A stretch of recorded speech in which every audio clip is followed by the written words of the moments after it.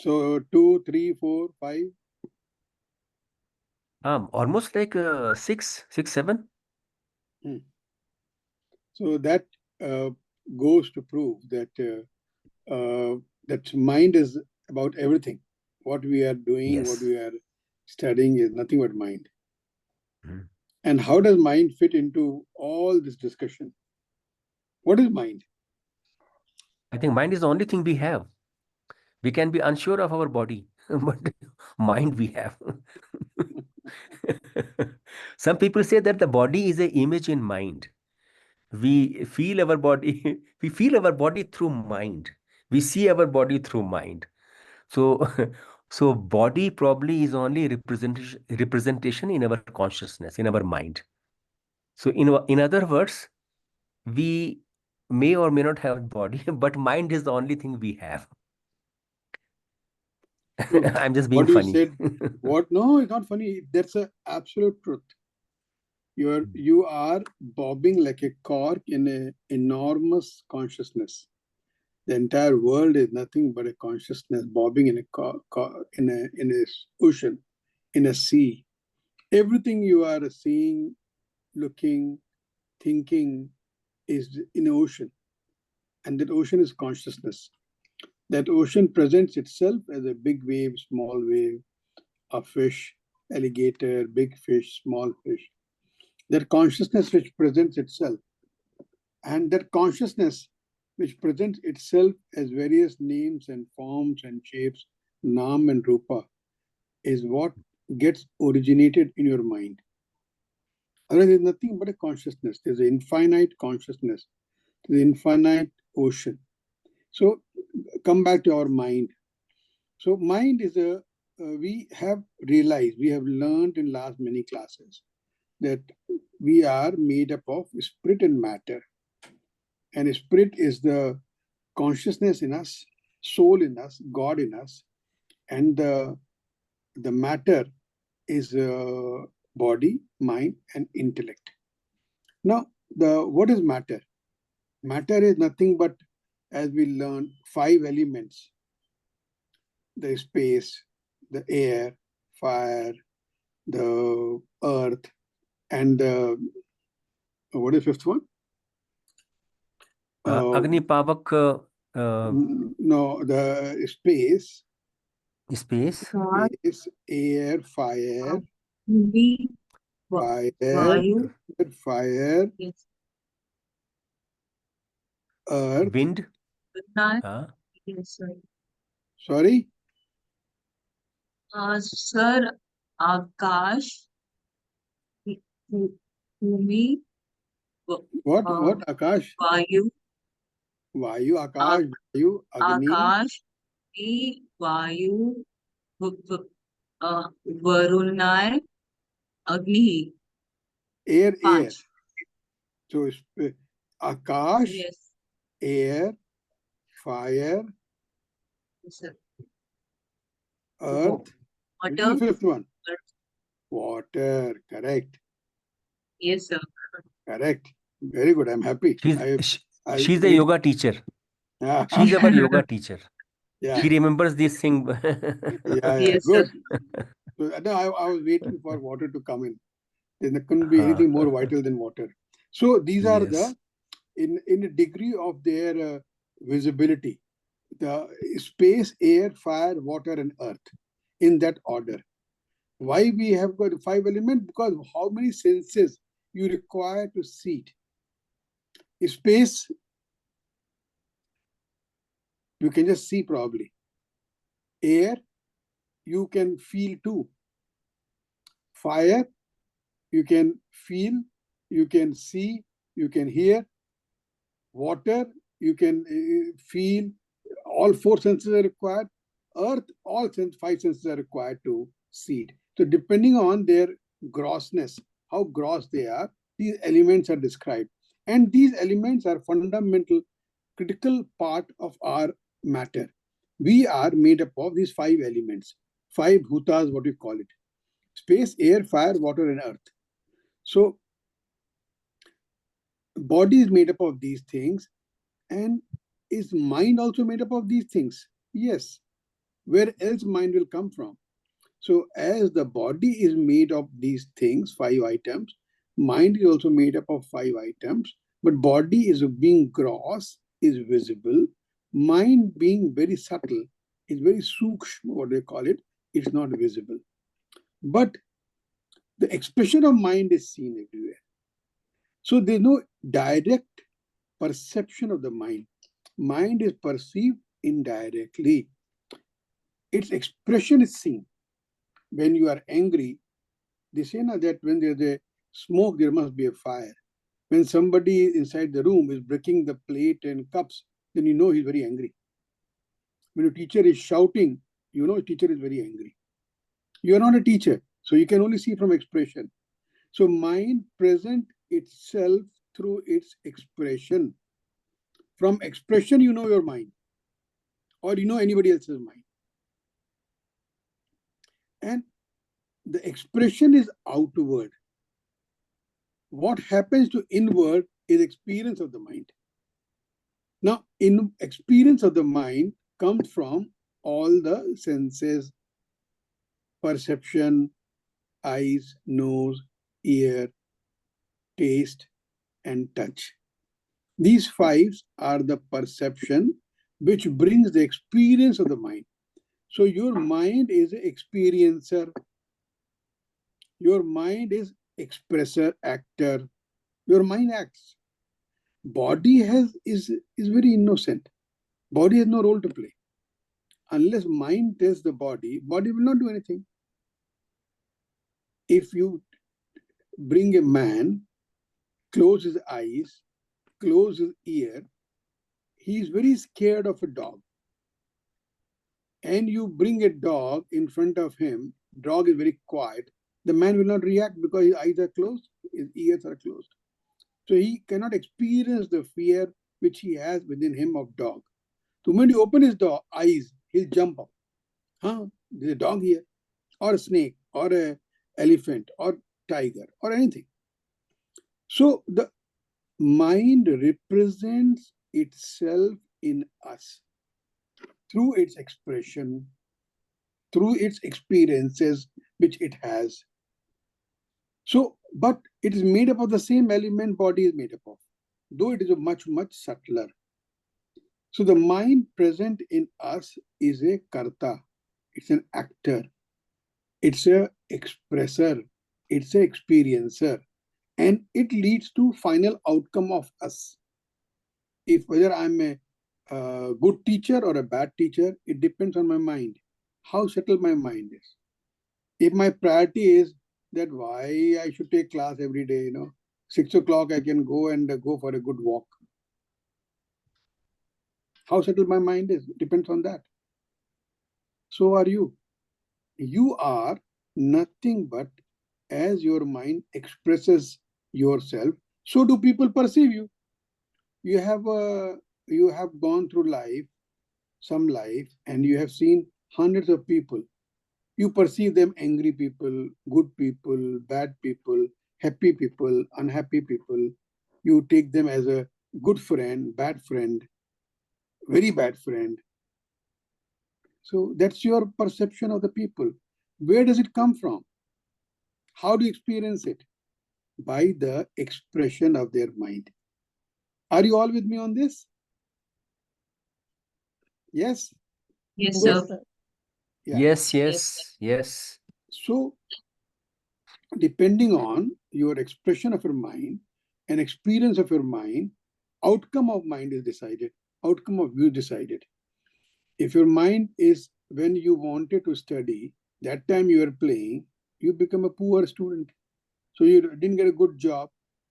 So you become a job seeker with your friend who has worked very hard, whose mind was controlled. When the time was to study, his mind was controlled.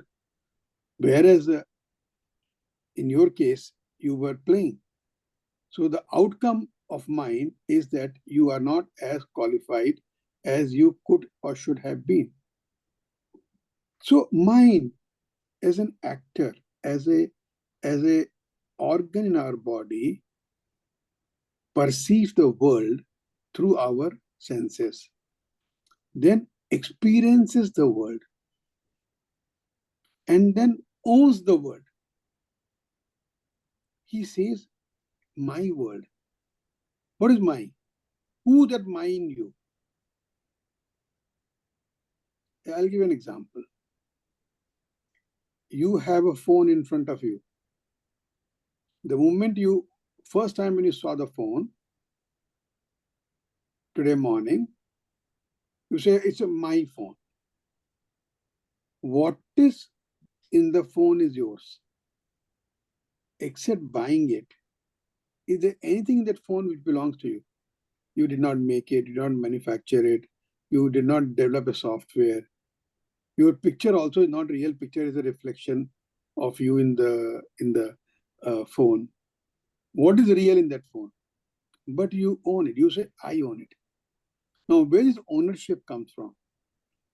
Let's take an example and expand it.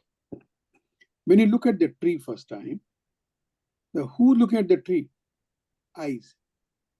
Eyes is an instrument of visual, which looks at the tree, but eye does not know the tree from a pole. When the information goes to the mind, oh, there's a item has come. It compares with a memory bank. So, oh, this is the tree. The moment mind identifies the tree, you come in and say, I know this is a tree. That I know this is a tree is the ego in you. It's a sense of ownership in you that this is the tree which I know. Nobody knows that I. That's a false I. But for timing, let's accept as an ego I. Your ego, yourself, whoever you are, you say, this is a tree and I know it. This is my phone. I know it. Now, all these things happening, various layers of recognition, memory, and owning it. All this is different status of your mind. You say, I love the tree. Such a beautiful cherry tree, you know. Look at the flowers in it. Now, what is so beautiful about it? Your mind has experienced it as a beautiful flower. So, and is expressing it as a beautiful flower. Right? And your ego is talking about it. So, as far as you, as a spirit, as a body, as a mind, are away from it, they are not really a part of it. They have, like you have accepted your mobile phone as you or yours, so your mind has accepted the tree, a beautiful tree, as yours. So the experience of that is your world. Let's expand it a little bit more. I know it's getting a little complicated. You have 5 relatives in your house. You have your child, you have your husband, you have your mother-in-law, you have your father-in-law, you have your neighbor. These 5 immediate relationships which you have a child or brother, you have a father, you have a mother, and a neighbor. Now, your child is dearest to you. Then your second is your husband. Then third is your father-in-law. Then your neighbor, and mother-in-law is the last. Is it right? Yes, sir. Yeah, I know it's right. Now, why? Why? What has created this distinction in your mind? Where it has come from? I tell you why. Where it has come from? Your thoughts runs to your child constantly. Every moment you think of your child. So you are not living with the child physically. You are living with the child mentally. When he's in school, did he eat food or not? When he's coming back, oh, I hope he's safe. He was looking so sweet in the morning. You know, when he got up in the morning, he said, Mama or Daddy, You didn't kiss me last night before sleeping. My heart came out and started beating outside. All mind. There's no heart, there's no child. Your mind, so your mind keeps on thinking about the child again and again and again and again, till you have a thick bond between you and child. Both are shaking. It's a mind. That attachment is mind. Mind has generated that thick rope between you and your child. Now, second thing is your husband. Second person you think most is your husband. What is he doing? I hope he's coming back home early. He promised me he'll take me to the movie. He's not taking me. He was supposed to buy this for the home. Has he bought or not? Number of thoughts running towards him. And your dependence on him or his dependence on you. He keeps on talking to you. He calls you 3 times in the day. Then comes your father-in-law, that he has to go and buy vegetables. He has not done it. Let me check. He's a nice old man, but sometimes he forgets. Affectionately. So all these processes, all these world you have created, which is non-existent in your mind, by your mind, for your mind, and which you own it. You say it is mine. I own it. It's my telephone. It's my mobile. There's nothing in child, what have you done? He would have grown either way, whether you were there or not there. Somebody would have followed him. Somebody would have looked after him. He would have grown up in any case. So, outcome, depending on your mind expression and depending on experiences, the outcome of yours happen. All right. So let's now look at the different expression of the mind. And also the mind, if you understand that mind is nothing but made up of the same elements as the body is, but it's a subtler, and it is a seat of experience in me. It's a seat of expression in me. It's a seat of outcome of mind, what happens to the world, right? I will, what Dr. Satyendra said just now, before we started, that entire world is nothing but image in my mind, is a very, very deep philosophy, and he was absolutely right. That the world doesn't exist. It's not that a world doesn't, it's a hard word. It is there. This Shankara said that Brahma Satyam Jagan Mithya. He is not saying that world is non-existent. Satyam means which is present whenever you come back to it.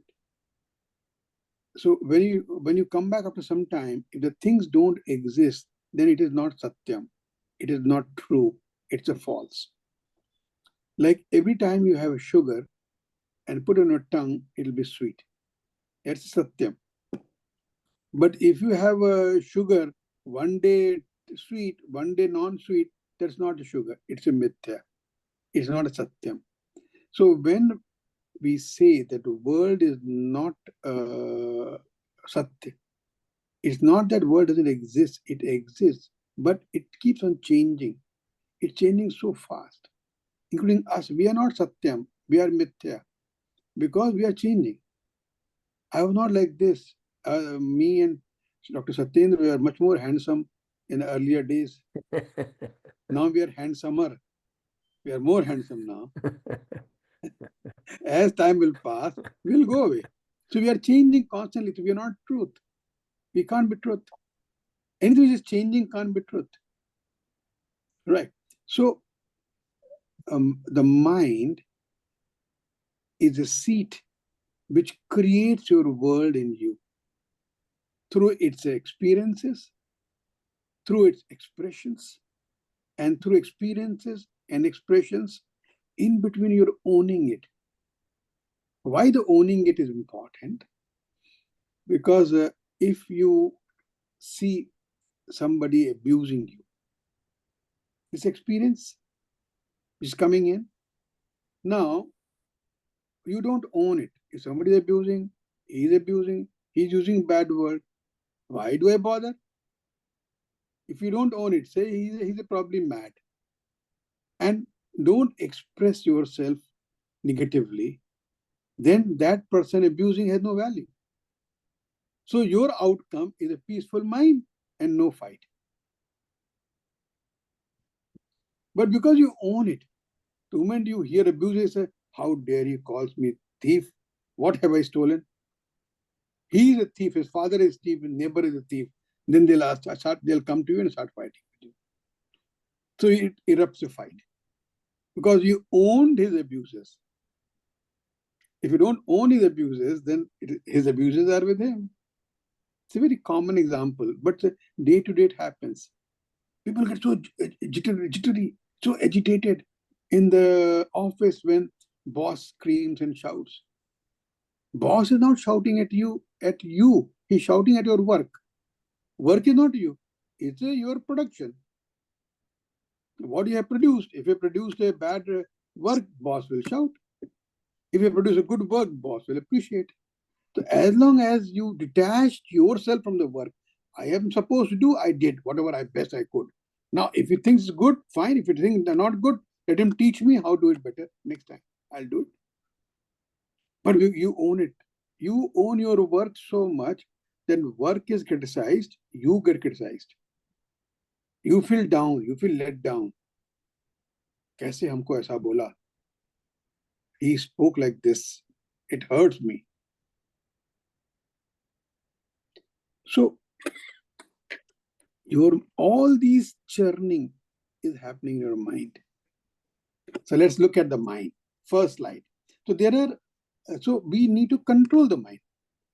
You agree that now there's a reason to control the mind because it's creating all good and bad in my life. How do I control it? What are the controlling factors? Before we reach to control, let's look at what do we have to control. If we have to control, if you press a brake, brake कहाँ लगाएं? पहिए में लगाएं कि engine में लगाएं कि gear में लगाएं? Where should I put the brake first? So we need to know what are the different components of my mind. So I've given some 6 places: scattered, darkened, gathered, meditated, and samadhi. Whatever picture you are seeing is picture taken by me from different parts of the world. I like photography, so these are all some of the pictures. So scattered. Let's go to second slide.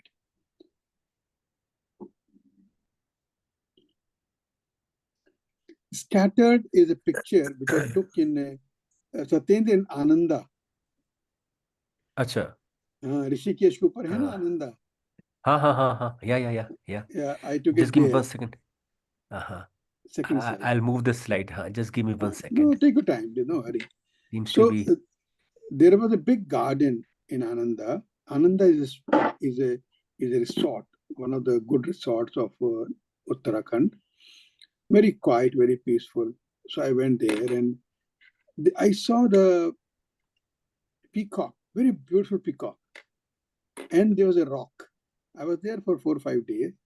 This is a routine every day. The peacock comes and in the morning, 5:30 or 6 o'clock, and he hits on that rock. He takes a 10 steps back, comes charging, and pecks the rock with his beak every day without fail. And rock is a rock. Nothing happens to the rock. But this peacock never gave up this attempt. He kept on doing it repeatedly. He does it for half an hour, 45 minutes. Then he gets tired. Then he flies off and sits next to me on a chair.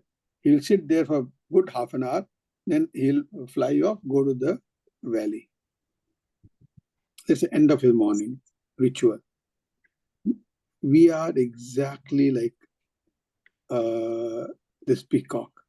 And the world is stone. We keep on bouncing with the world. Every day we struggle. We know the outcome. We know if I speak harshly to my mother-in-law, she will rebuke and there'll be a problem. But I keep on doing it. We know that if I don't study, I will have a problem. but I keep on doing it. We know that without the, put on a slideshow. Acha. Just give me 1 second. Slideshow is there above, left to the review. Then it will come full screen. Right. Yeah. Just before. Yeah. No, it's before. This one? Yeah. Slideshow, na? Click on that. From current slide. Yeah. Okay. Yeah. Yes. See, there you are. Yeah. Yes. Next, when you press the button, it will go to next slide automatically. So Right. Yeah. our mind runs into thousands of things. When you wake up in the morning, how many things we think of? Our child, our school, our class, our this, neighbor's wife, the something else, elephant, I want to go here, I want to go there. We are constantly scattered with our mind, constantly. And it happens so much. And sometimes those thoughts irritate us, sometimes they annoy us. Imagine that bird hitting the stone at least 30, 40 times in the morning. How much her beak must be hurting. But she does it every day. I can't see the slide, sir.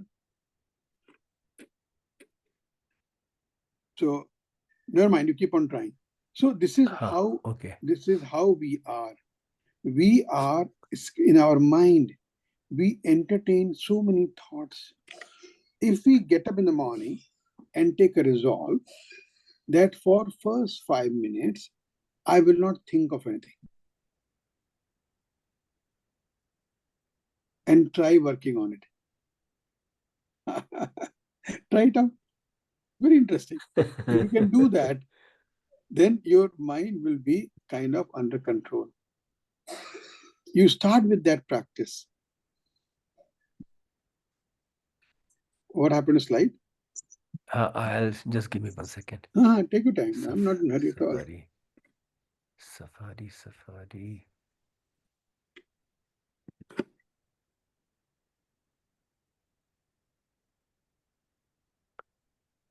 I don't know, but it has gone blank. So, no, reload again, doesn't matter.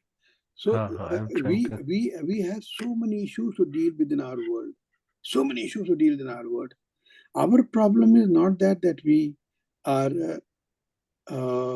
doing it thing deliberately. Can I? Now is it visible? No. Now is it visible? Yeah, it's visible. Very clear. Yes. Clearly visible.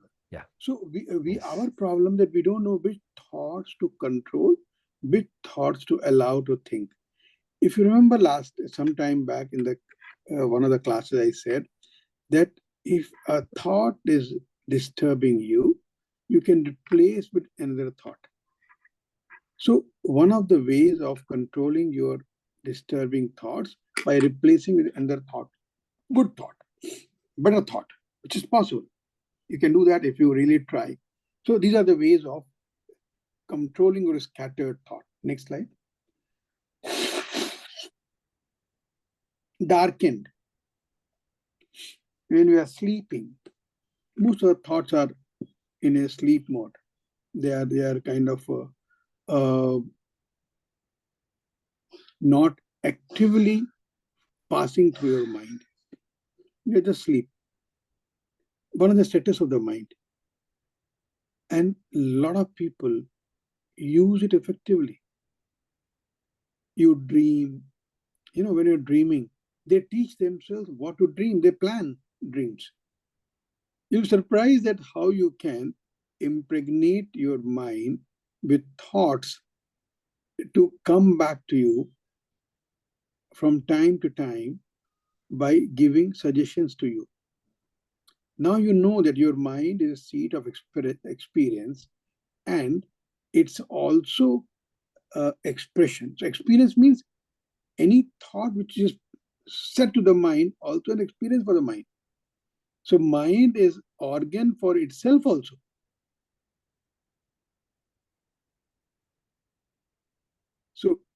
That's a darkened mind.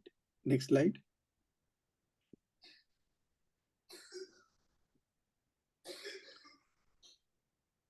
Gathered mind. This cheetah is hungry and he really wants to pick up food, but he's not really woken up. Like you wake up in the morning, you wake up in the morning, you are a kind of not sure that what do I do, and should I go to school or not, or go to the office, or shall I delay it by half an hour? Lose those thoughts. Thoughts are floating, but kind of ethereal. Here, he has a food in front of him, but he's looking somewhere else. He's not really very focused whether he should pick up this food or not. It's not gathered mind. The mind needs some more energy for it to get focused. Right. Now, first three kinds of mind: scattered, darkened, and gathered mind. These minds are highly influenceable if you work on it. But because we let it flow, we have become a part of the flowing stream. So all these thoughts are flowing uncontrolled. If you control it, he could have just slept somewhere where he was sleeping. Now he has made all the wildebeest alert. And in this shoot, when I was there, he made an attempt in catching one, half-hearted, and he couldn't. So again, the second time he went and attempted, more serious, caught a baby calf, a calf wildebeest, and he caught him and successfully. Then mother came running from almost 100 yards and hit him with the horn so hard that I saw him flying 3 feet and fell. And the calf was dead because he had really good grip. But he was also hurt. Then for 1 hour, he was sitting there with the dead calf. Then slowly got up and started eating. So that if he was a smarter, if he had, when he picked up the calf, if he had ran away with the calf, then the mother wouldn't have come attacking. So the mind, it's all mind game. You are nothing but your mind expression, your mind action. You are expressing yourself through your mind. Next slide. Concentrated mind. Look at the mother and child. They are fully focused on drinking water. They have come down to the source of water and their eyes are open, but they're focused on drinking water. They're alert, very alert. They're very alert, but this is time when they can get hurt or something can happen. And this mother is roaming around with the child, baby lion, and the father lion is a very bad lion. He's not like a human father. The child he keeps on slapping. He doesn't want a child around. So they have to be very alert and so concentrated. See how focused they are. There are different stages of mind. Next slide. Look at this. Meditative. When your mind is very focused, you are contemplating, you are thinking about a thought. 90% of your problems, if you pay 1 minute extra time in thinking about it, should I do it? Should I not do it? Is it right or not right? Should I speak or not speak? If you just attempt at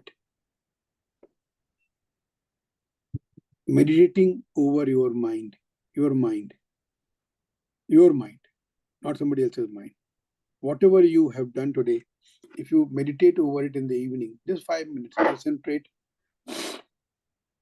Meditation is nothing but concentration on a single point focus, on an issue-based meditation, that I am going to write a book, or I met so-and-so. He said few things. Let me think about it. What did he say? Let me analyze it. What did he say? Or I saw a sari. I have to buy a sari. Let me think about it. Should I really buy or not buy? I've got 10,000 rupees. Sari costed 12,000 rupees. My budget was only 5,000 rupees. If I buy a sari of 12,000 rupees, then my budget will go for a toss. Then what will happen to my son's fees?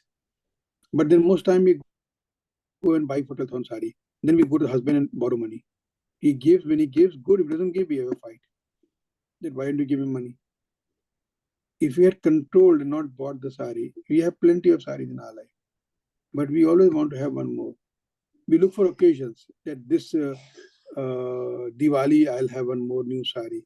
You have 100 saris which you have not worn. But no control over the mind. So you won't have 101 sari or 101 clothes. Life is full of such examples. We can talk about it for the whole day and whole night. Still examples won't end. So it is all mind which makes a demand, and it because the demand is not meditated upon, we don't think about it. So we result in doing something which is not right, and outcome of my mind is poor. It results in an unfavorable outcome of my exercise. So now what next? Next slide, please.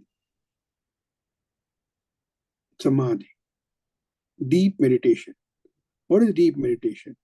Where you control your mind from everything. Look at this lion. There are hundreds of fleas sitting on his nose, all over it. Though he's sleeping, he's not in samadhi. That a lazy bugger is fully sleeping after good food.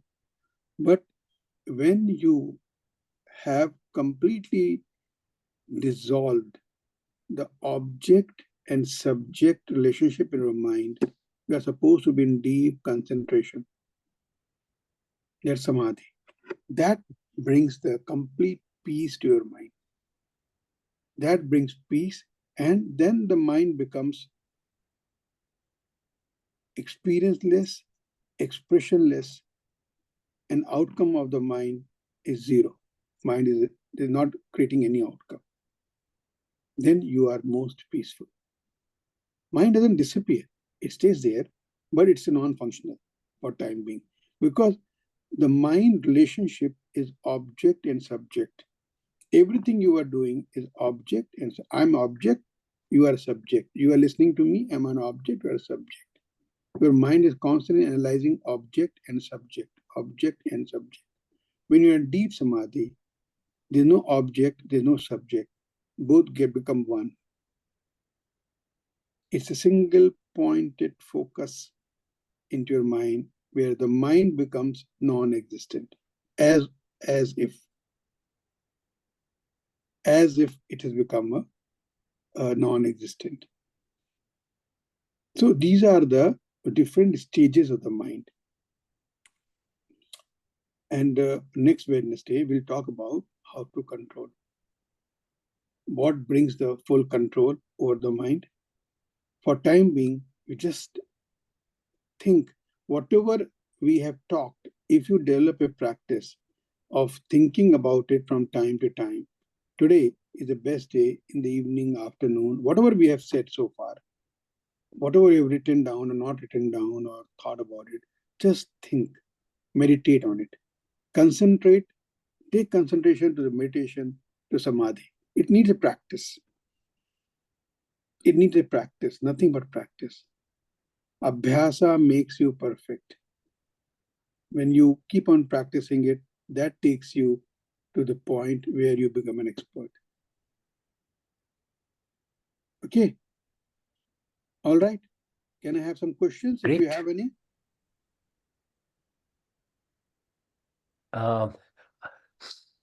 I think we can ask them, has anyone ever experienced that little lull in mind when your mind is very calm, you're not thinking too many things, and you feel very rested? When did you feel like this last? बताना दीपिका अपना अनुभव जरा. So actually, that was some time back when I did my meditation na- uh, nicely. So I felt very calm, and I was able to focus uh, work on my work. Yep. So a calm mind is unagitated mind. What is the definition of calmness? There's no agitation. If there's no agitation, mind is calm. The water, if it doesn't have agitation, no ripples, you can see your face. You can see everything there. The moment water has agitation, you can't see anything there. Same thing with the mind. If mind is agitated, you can't see anything. You can't think of anything. So it is important for you. So what are the ways of doing it? We'll see in next class. Okay? Sir? Satyendra, sir? Thank you very much, sir. Thank you very Thank much, you. sir. You can Thank you. Any question, exit please whenever you ready. want to. हाँ Any questions, Sonam, keep do it you have ready any with you. question? We will ठीक take it up next time. No. Yeah, Sonam? बिल्कुल Thank you, ठीक sir, बिल्कुल ठीक Thank you. for the class. Sir, अभी कोई question है sir? I want the slides, the last class slide and this class slides. मैं दे दूंगा हम दीपिका के पास पास भी है है मेरे पास मेरा। भी है वी विल शेयर दैट मेरे पास I will give it. I will share. Yes yes Ubalo. Thank you. Have a nice day. Okay, Thank sir. you. Thank you. Bye. Bye. Bye. Thank you, sir. Thank you so much. Okay, so I'll just spend another 10-15 minutes with you. I just want to ask Yes. couple of things. So Deepika ने बताया कि उसने महसूस किया था कि वो शांति ध्यान में लेकिन ध्यान के अलावा भी कभी कभी ऐसा होता है कि आपका माइंड बहुत काम होता है, आप ध्यान तो नहीं कर रहे हैं लेकिन आपका मन बहुत शांत है, बहुत काम है। क्या ऐसा कभी होता है कि आप सो के उठे हो अभी अभी और आप 5 मिनट तक बिस्तर में पड़े हो मगर मन में कोई खास ख्याल नहीं चल रहा है and you are feeling very calm and happy with yourself? How many